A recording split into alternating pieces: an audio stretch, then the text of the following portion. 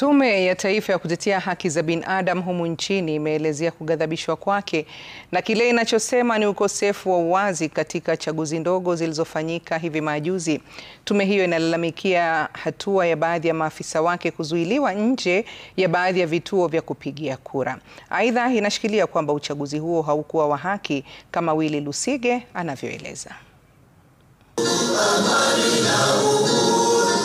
Saa chache baada ya mwenyekiti wa tume huru ya uchaguzi na mipaka IEBC Erastus Ethekon kusisitiza kuwa tume hiyo ilidumisha viwango vya juu vya uwazi na uwajibikaji katika chaguzi ndogo zilizokamilika, kando na kuhakikisha kila mpiga kura aliyestahili alipata nafasi, ripoti ya kila mwaka ya KNCHR imekinzana na kauli ya Ethekon. The commission monitored these by-elections and they were kept out of 2 tallying centers, Chicago Primary School in Mbeere North and Mumboni North Ward.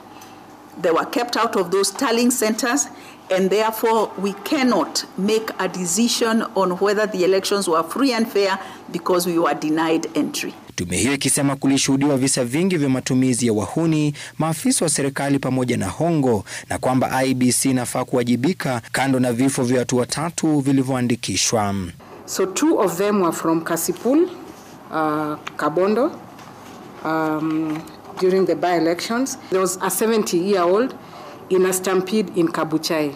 So those are the 3 deaths that we've been able to document. Ripoti ya tume hiyo pia inaonyesha kuwa mwaka 2025 ni miongoni mwa miaka ambapo taifa limeona visa vingi zaidi vya ukiukaji wa haki za binadamu vilivyosababisha vifo vya Wakenya 57. The commission documented 57 violations on the right to life.